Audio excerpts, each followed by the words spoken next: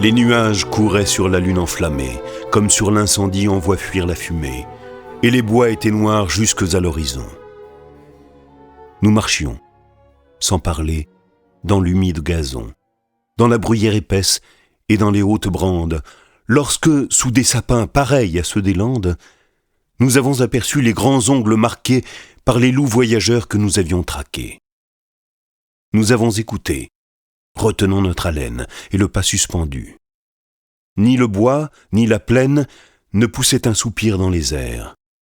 Seulement la girouette en deuil criait au firmament, car le vent, élevé bien au-dessus des terres, n'effleurait de ses pieds que les tours solitaires, et les chênes d'en bas contre les rocs penchés sur leurs coudes semblaient endormis et couchés.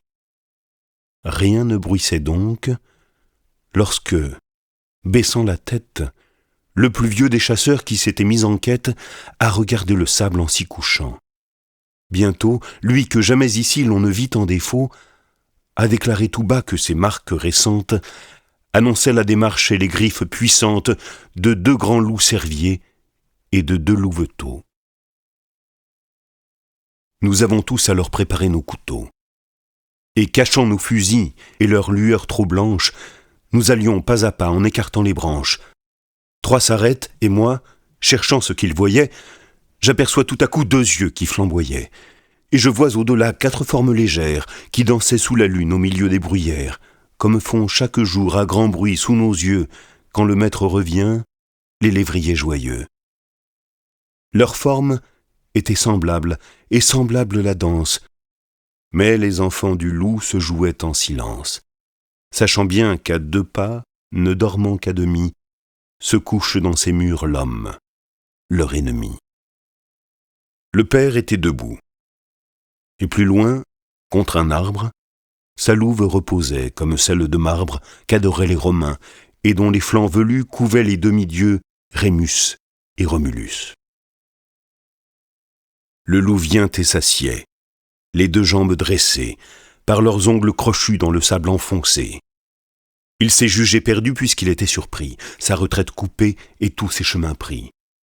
Alors, il a saisi dans sa gueule brûlante du chien le plus hardi la gorge pantelante et n'a pas desserré ses mâchoires de fer, malgré nos coups de feu qui traversaient sa chair et nos couteaux aigus qui, comme des tenailles, se croisaient en plongeant dans ses larges entrailles. Jusqu'au dernier moment où le chien étranglé, mort longtemps avant lui sous ses pieds, a roulé. Le loup le quitte alors, et puis il nous regarde. Les couteaux lui restaient au flanc, jusqu'à la garde, le clouaient au gazon tout baigné dans son sang. Nos fusils l'entouraient en sinistre croissant. Il nous regarde encore, ensuite il se recouche, tout en léchant le sang répandu sur sa bouche, et sans daigner savoir comment il a péri, refermant ses grands yeux, meurt, sans jeter un cri. J'ai reposé mon front sur mon fusil sans poudre, me prenant à penser, et n'ai pu me résoudre à poursuivre sa louve et ses fils, qui tous 3 avaient voulu l'attendre. Et comme je le crois, sans ces 2 louveteaux, la belle et sombre veuve ne l'eût pas laissé seule subir la grande épreuve. Mais son devoir était de les sauver, afin de pouvoir leur apprendre à bien souffrir la faim, à ne jamais entrer dans le pacte des villes que l'homme a fait avec les animaux serviles, qui chassent devant lui pour avoir le coucher, les premiers possesseurs du bois et du rocher.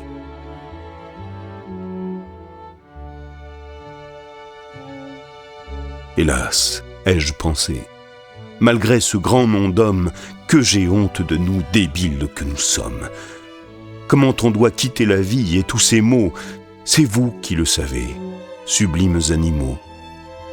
À voir ce que l'on fut sur terre et ce qu'on laisse, seul le silence est grand, tout le reste est faiblesse. Ah, je t'ai bien compris, sauvage voyageur, et ton dernier regard m'est allé jusqu'au cœur.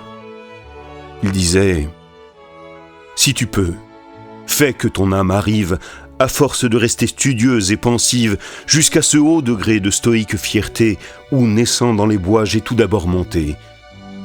Gémir, pleurer, prier est également lâche. Fais énergiquement ta longue et lourde tâche dans la voie où le sort a voulu t'appeler. Puis, après, comme moi, souffre et meurs sans parler.